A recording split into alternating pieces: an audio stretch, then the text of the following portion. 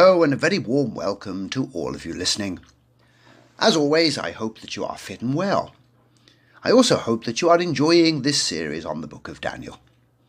Today we are continuing on with our analysis of Daniel's first vision. Our reading is taken from chapter number 7, and I shall be reading verses 23 to 28. So this is Daniel chapter 7, verses 23 to 28. Thus he said, "The fourth beast shall be a fourth kingdom on earth, which shall be different from all other kingdoms, and shall devour the whole earth, trample it and break it in pieces. The 10 horns are 10 kings, who shall arise from this kingdom, and another shall rise after them. He shall be different from the first ones, and shall subdue 3 kings. He shall speak pompous words against the Most High, shall persecute the saints of the Most High, and shall intend to change times and law. Then the saints shall be given into his hand, for a time and times and half a time. But the court shall be seated, and they shall take away his dominion, to consume and destroy it for ever. Then the kingdom and dominion, and the greatness of the kingdoms under the whole heaven, shall be given to the people, the saints of the Most High. His kingdom is an everlasting kingdom, and all dominion shall serve and obey him." This is the end of the account. As for me, Daniel, my thoughts greatly troubled me, and my countenance changed, but I kept the matter in my heart. This is the word of the Lord.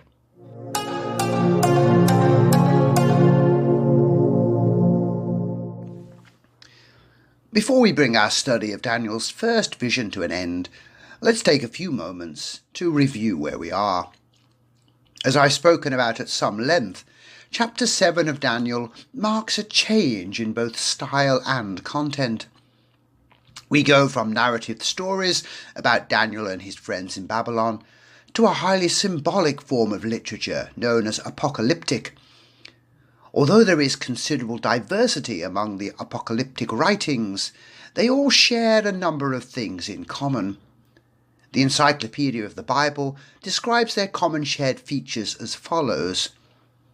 Apocalyptic writing contains the presence of a cosmic dualism, good versus evil, visions and revelations, a contrast between the present evil age and the coming eschatological age, pessimism concerning the present age and optimism concerning the age to come, references and allusions to mythology, numerology, and animal symbolism, the idea of the unity of history and a goal toward which history is moving, the development of belief in life after death, and especially the resurrection of the righteous and the judgment of the wicked, and the appearance of a transcendent figure identified as the Son of Man. So this is what we encounter as we move from chapter 6 into chapter 7. It's also what makes this section of the book a challenging and puzzling read at times. Chapter number 7 opens with Daniel telling us of a dream or a vision that he received from God in the first year of King Belshazzar of Babylon. This would have been around the year 553 or 554 BC.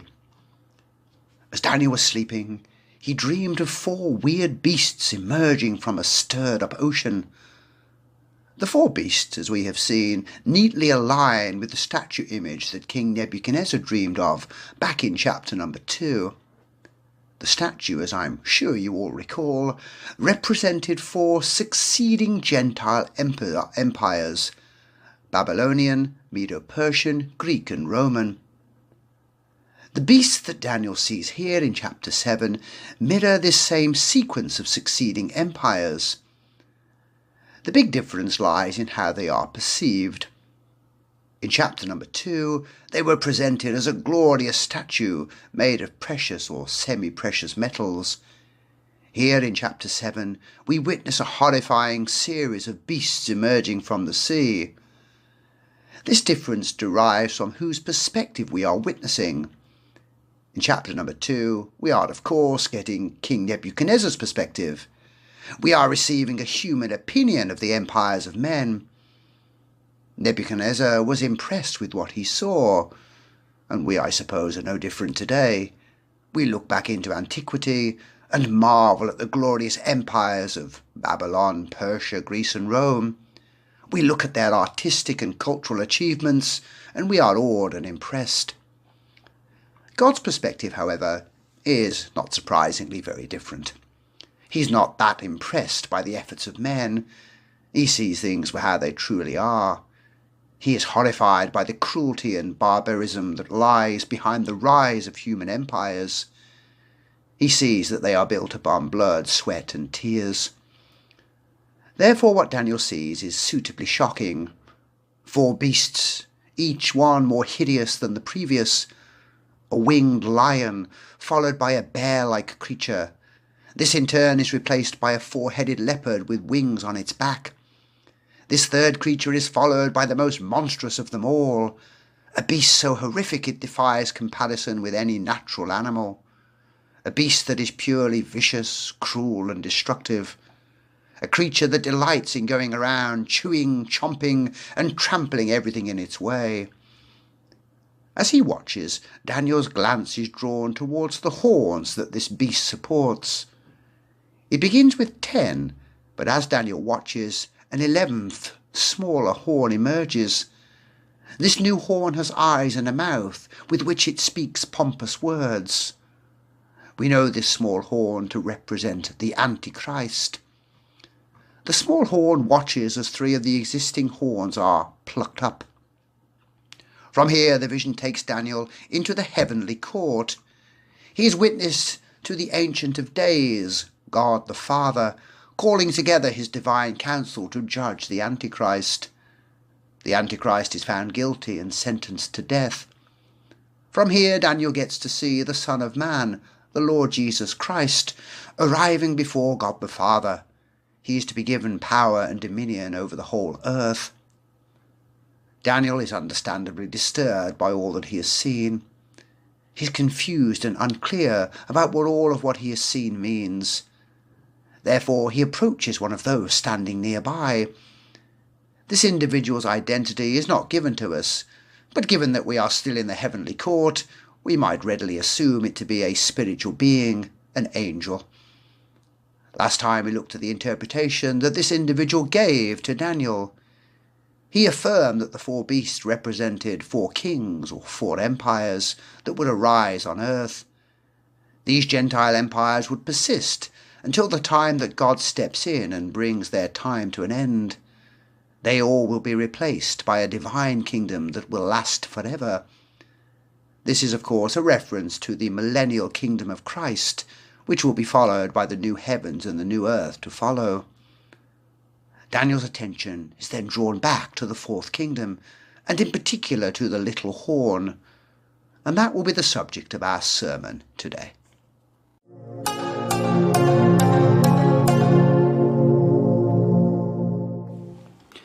Verse 23.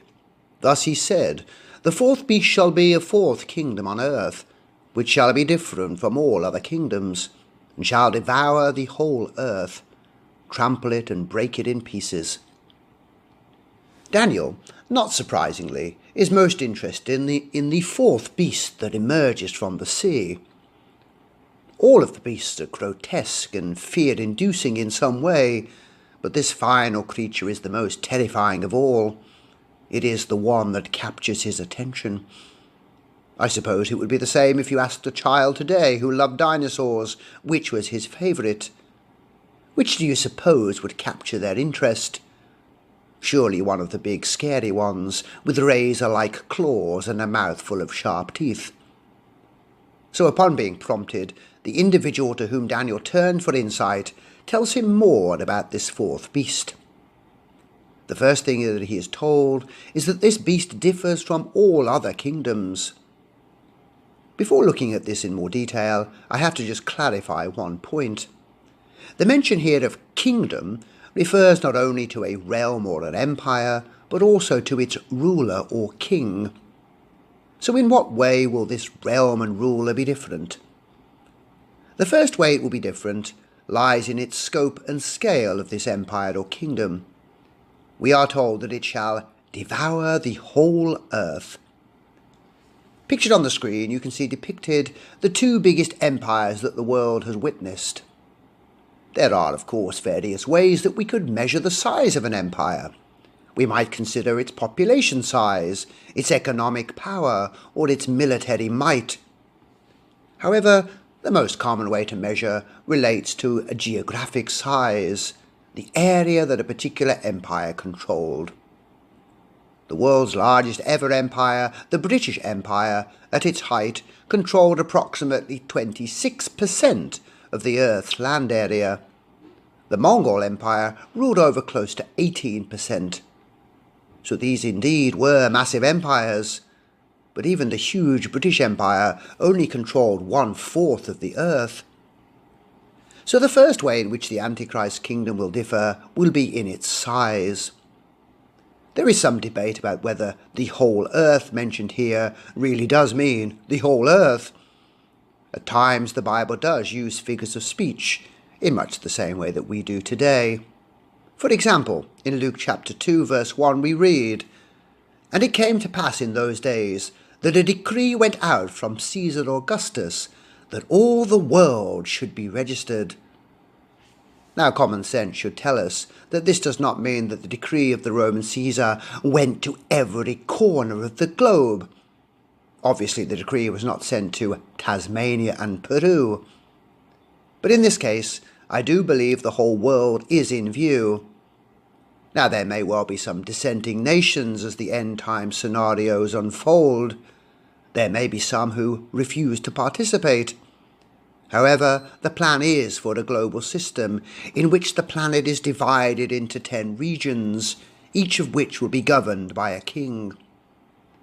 As this system takes shape and gains power, it will be much harder for individual nations to resist. I suppose it's rather like what happened with Europe. When the push came to introduce a region-wide European currency, many nations initially objected. They wanted to maintain their own individual currencies.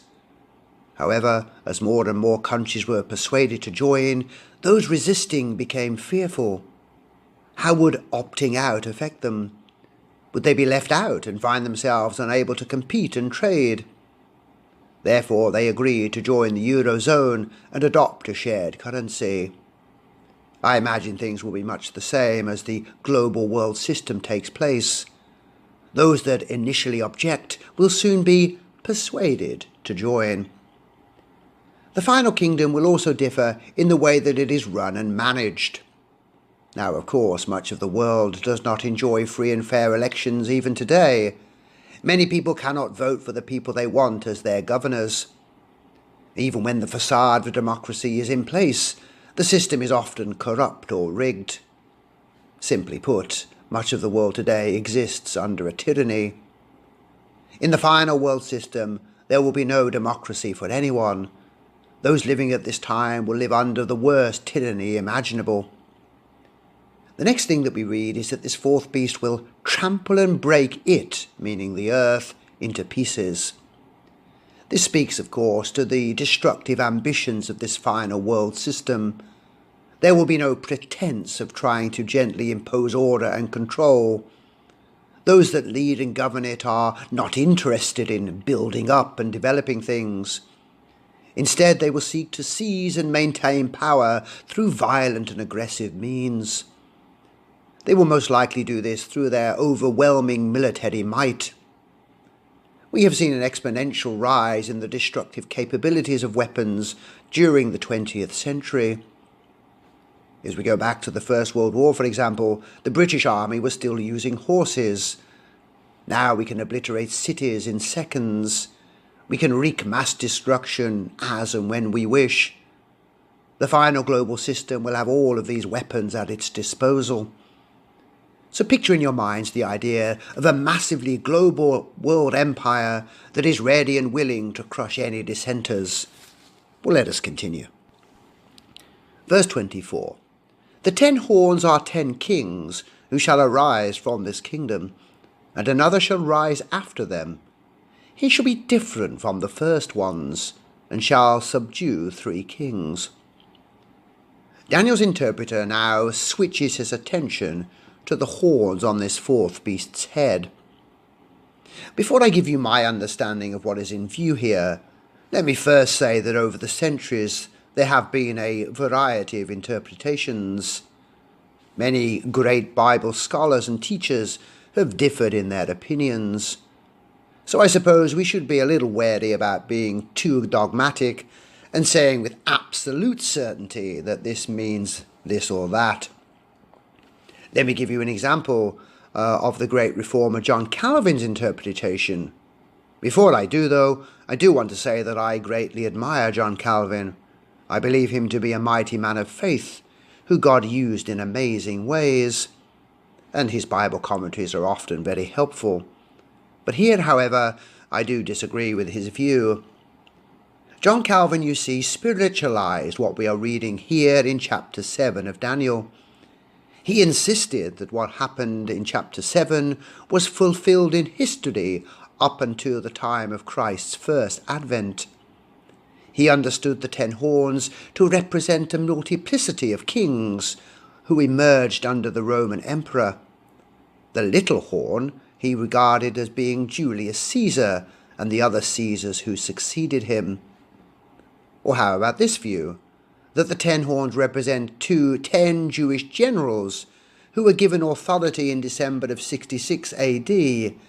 After the Jews defeated Cestus Gallus in November of 66 AD, these 10 generals were chosen to lead Israel in preparing for the inevitable war with Rome. Now, both of these reviews are interesting, but I do believe them to be wrong.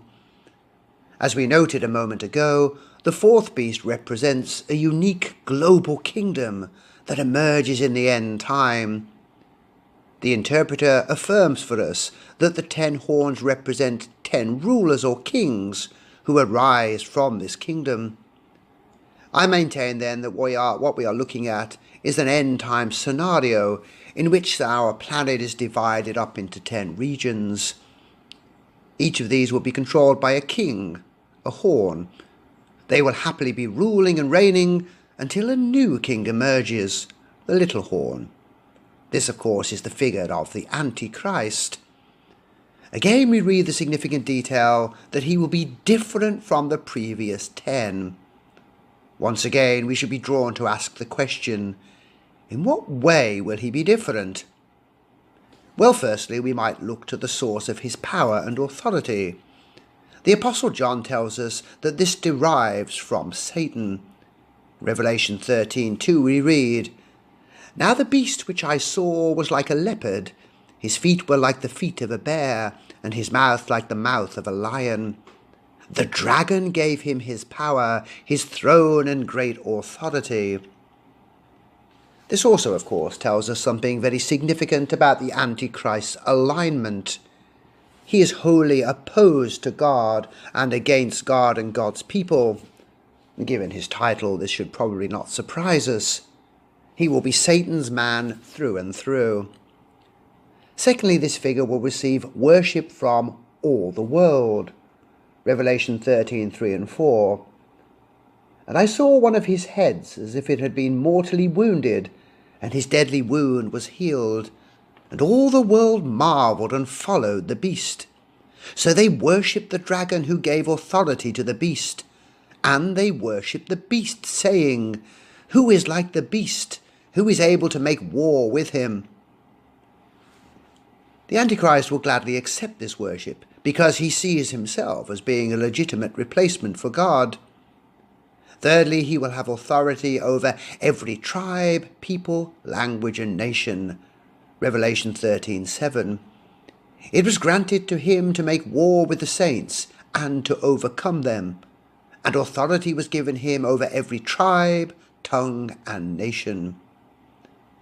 No other ruler in history could make such claims, and it's these things that make this king different to all of the others.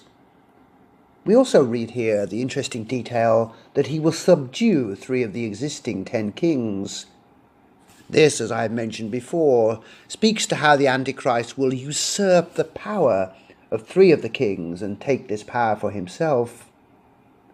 We can only speculate as to why this particular move was necessary.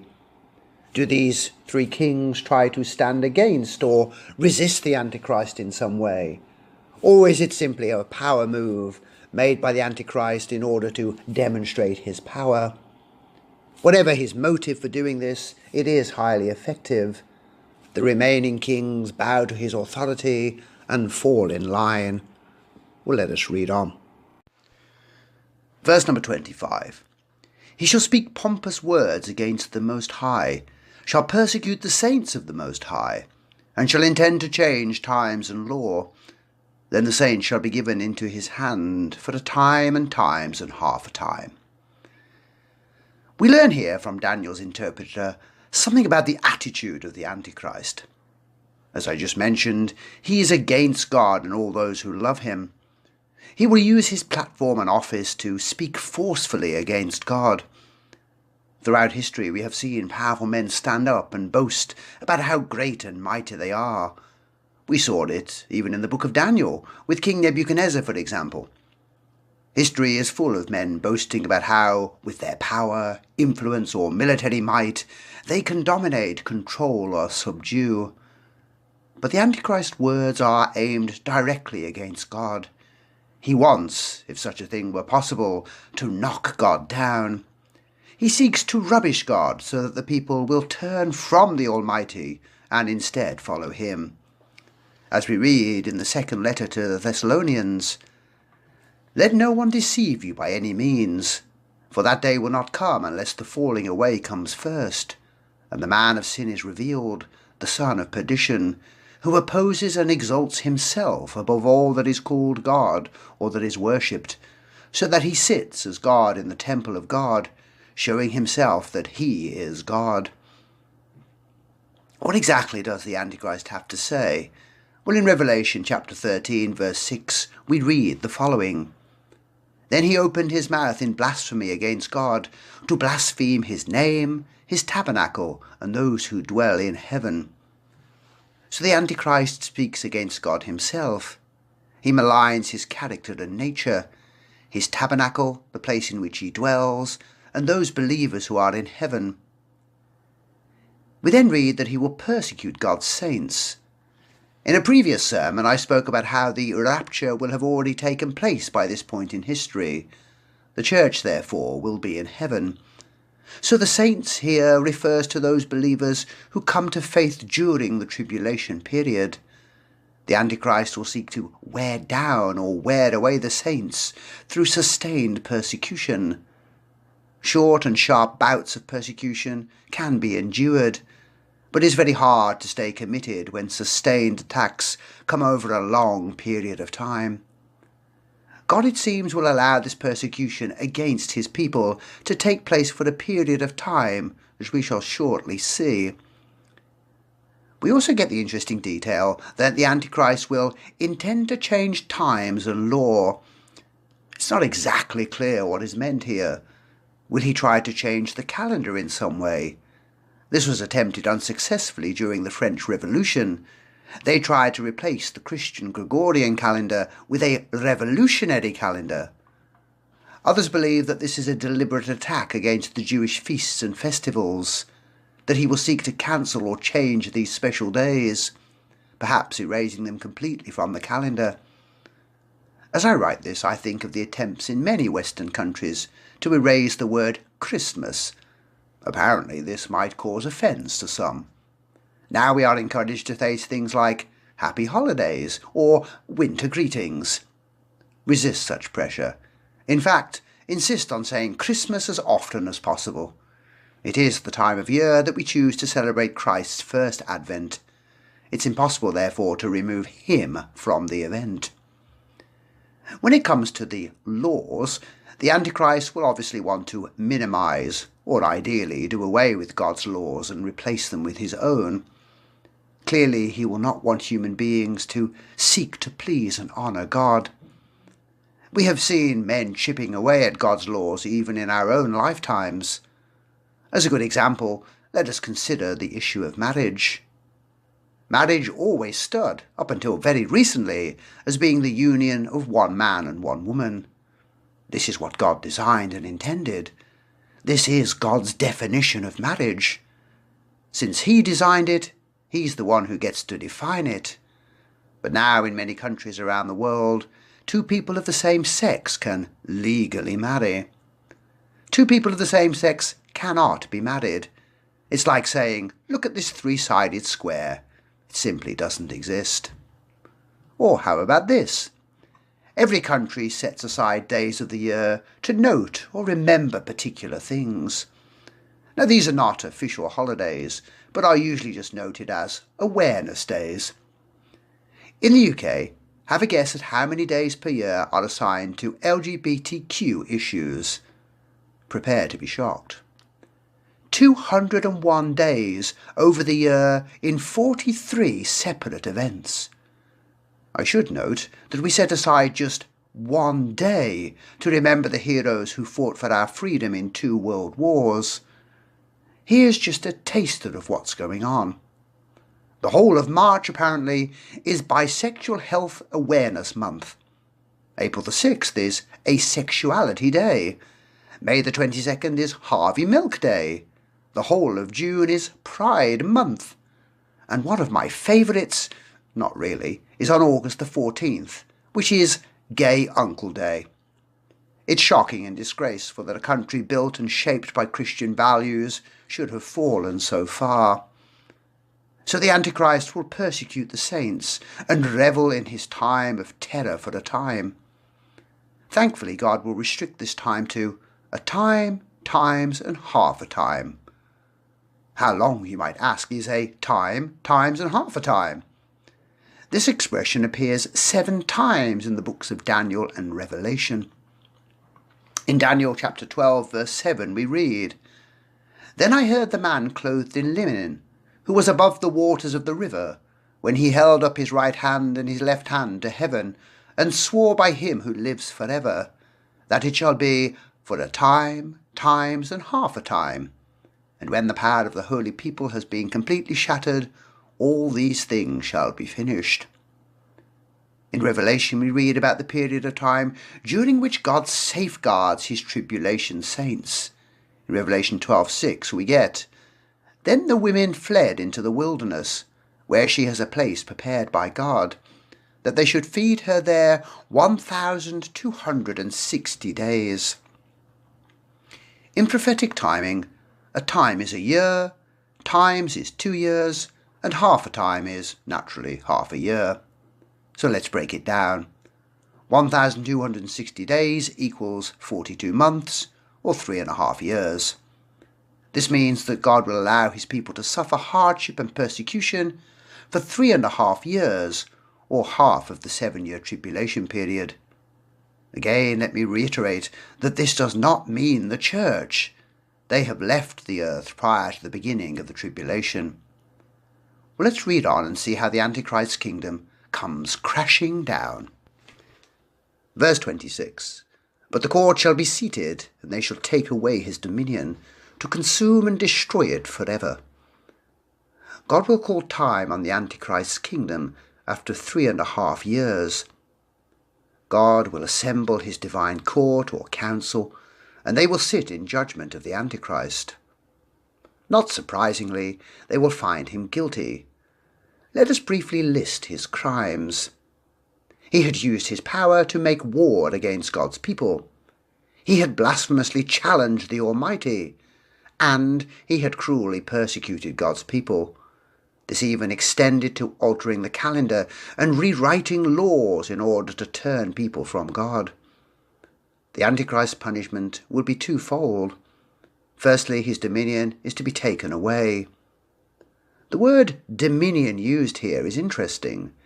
In the Aramaic original, it is the word sultan or sultan. Today the word sultan is still used in Muslim countries to refer to a sovereign leader or ruler. Note also, if you will, the wording used here. God will simply take away the Antichrist's power. There won't be a fight or a battle.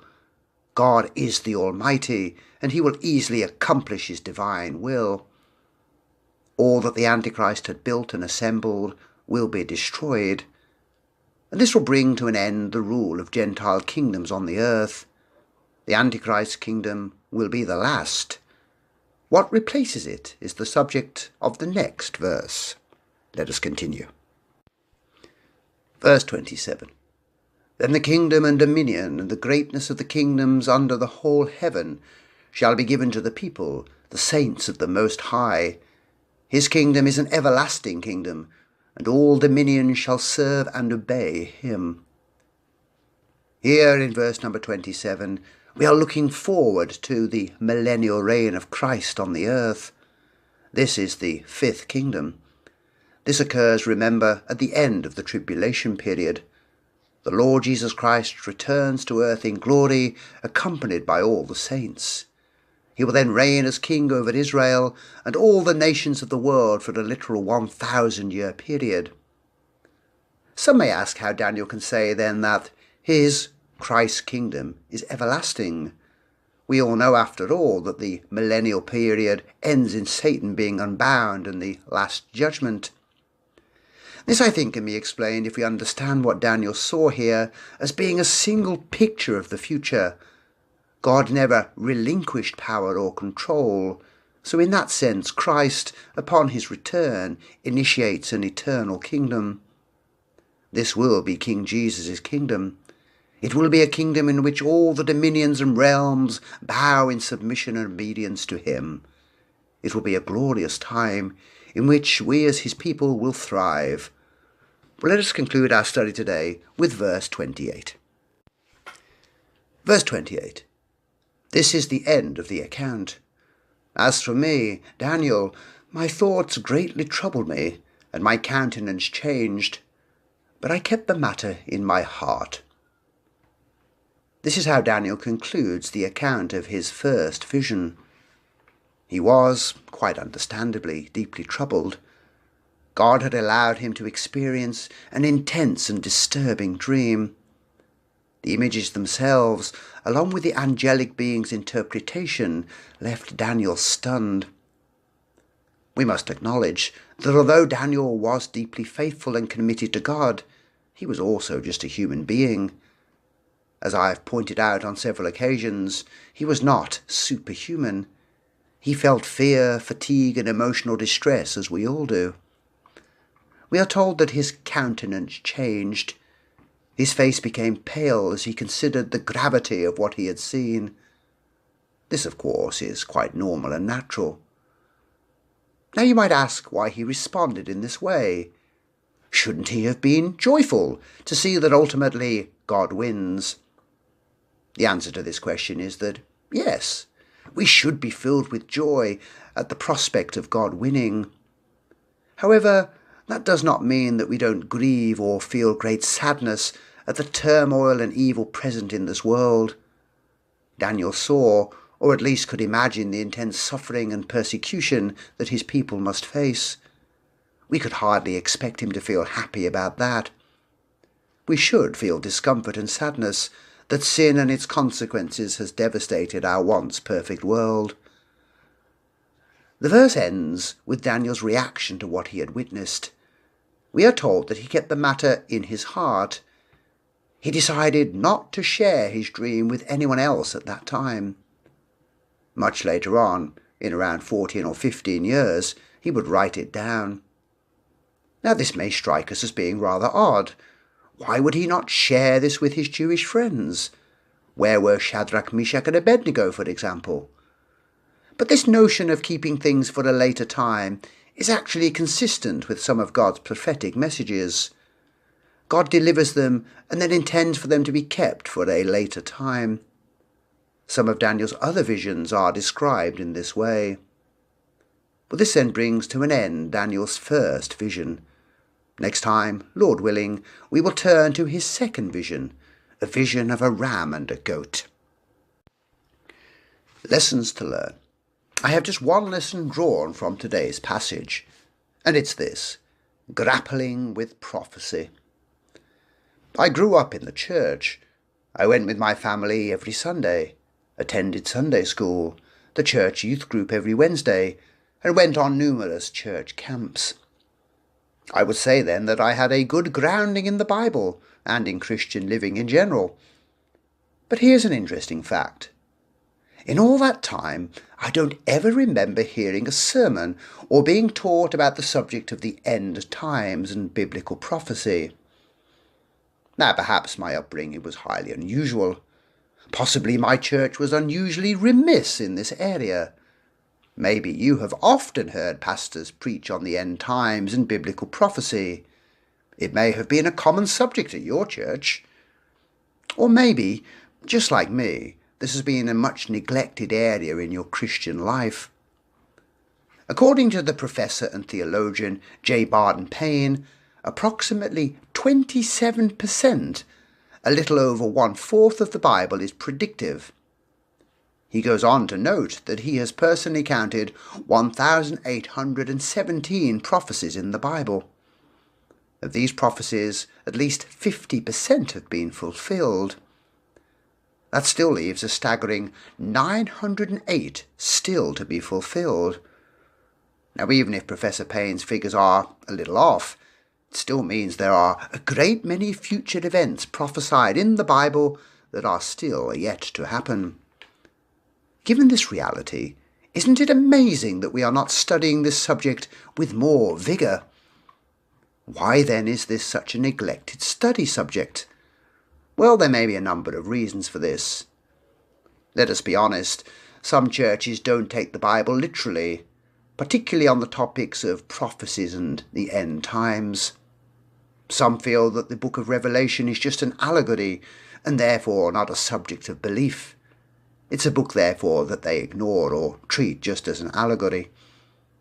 Other churches may have pastors or leaders who simply lack the training, education or experience in this area. Over the past few decades, I'm sad to say, many seminaries and Bible training facilities have neglected this particular area. Many also, I suspect, have been put off by the loons and fruitcakes, who often delight in speculating about the end times. We all know about those who insist upon setting dates and trying to connect world events to things in the Bible. It can at times lead to silly ideas and wild speculation. I think this was probably the case for the church in which I grew up in. Perhaps some simply fear offending people. This may be particularly prevalent in today's cancel culture world. They suspect that divisions may easily occur because so many different views are held.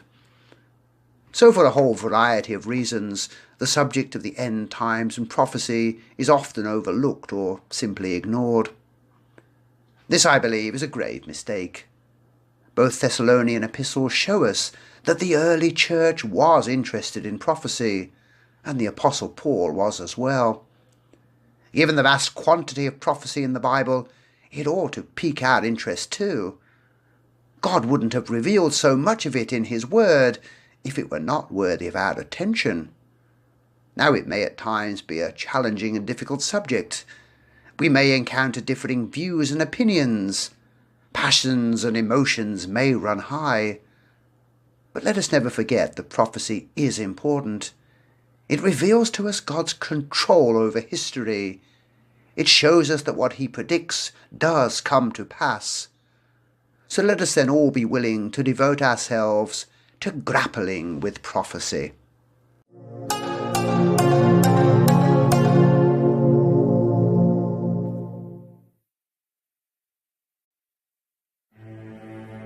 In the first year of Belshazzar, king of Babylon, Daniel had a dream and visions of his head while on his bed. Then he wrote down the dream, telling the main facts. I saw in my vision by night, and behold, the four winds of heaven were stirring up the great sea. And four great beasts came up from the sea, each different from the other. The first was like a lion, and had eagle's wings. I watched till its wings were plucked off, and it was lifted up from the earth, and made to stand on 2 feet like a man. And a man's heart was given to it. And suddenly, another beast, a second, like a bear. It was raised up on one side and had 3 ribs in its mouth between its teeth. And they said thus to it, "Arise, devour much flesh." After this I looked, and there was another, like a leopard, which had on its back 4 wings of a bird. The beast also had 4 heads, and dominion was given to it. After this I saw in the night visions, and behold, a 4th beast, dreadful and terrible, exceedingly strong. It had huge iron teeth. It was devouring, breaking in pieces, and trampling the residue with its feet. It was different from all the beasts that were before it, and it had 10 horns. I was considering the horns, and there was another horn, a little one, coming up among them, before whom 3 of the first horns were plucked out by the roots. And there, in this horn, were eyes like the eyes of a man, and a mouth speaking pompous words. I watched till thrones were put in place, and the Ancient of Days was seated. His garment was white as snow, and the hair of his head was like pure wool. His throne was a fiery flame, its wheels a burning fire. A fiery stream issued and came forth from before him. 1,000 thousands ministered to him. 10,000 times 10,000 stood before him. The court was seated, and the books were opened. I watched then because of the sound of the pompous words which the horn was speaking. I watched till the beast was slain, and its body destroyed and given to the burning flame. As for the rest of the beasts, they had their dominion taken away, yet their lives were prolonged for a season and a time. I was watching in the night visions, and behold, one like the Son of Man coming with the clouds of heaven. He came to the Ancient of Days, and they brought him near before him. Then to him was given dominion and a glory and a kingdom, that all peoples, nations, and languages should serve him. His dominion is an everlasting dominion, which shall not pass away. And his kingdom, the one which shall not be destroyed. I, Daniel, was grieved in my spirit within my body, and the visions of my head troubled me. I came near to one of those who stood by and asked him the truth of all this. So he told me and made known to me the interpretation of these things. Those great beasts, which are 4 kings, which arise out of the earth. But the saints of the Most High shall receive the kingdom and possess the kingdom forever, even forever and ever. Then I wished to know the truth about the 4th beast, which was different from all the others, exceedingly dreadful, with its teeth of iron and its nails of bronze, which devoured, broke in pieces, and trampled the residue with its feet, and the 10 horns that were on its head, and the other horn which came up, before which 3 fell, namely that horn which had eyes and a mouth, which spoke pompous words, whose appearance was greater than his fellows. I was watching, and the same horn was making war against the saints, and prevailing against them, until the Ancient of Days came, and a judgment was made in favor of the saints of the Most High, and the time came for the saints to possess the kingdom.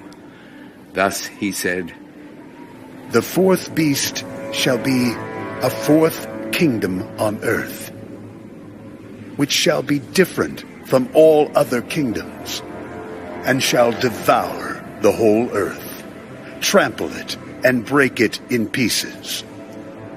The 10 horns are 10 kings, who shall arise from this kingdom, and another shall rise after them.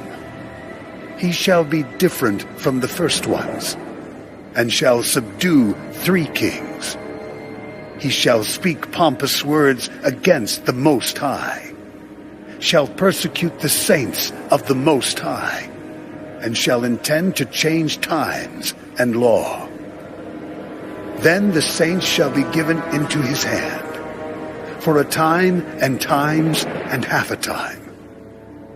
But the court shall be seated, and they shall take away his dominion, to consume and destroy it forever.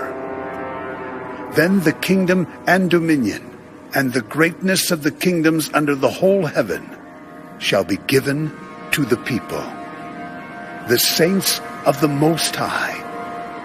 His kingdom is an everlasting kingdom, and all dominions shall serve and obey him. This is the end of the account. As for me, Daniel, my thoughts greatly troubled me, and my countenance changed. But I kept the matter in my heart.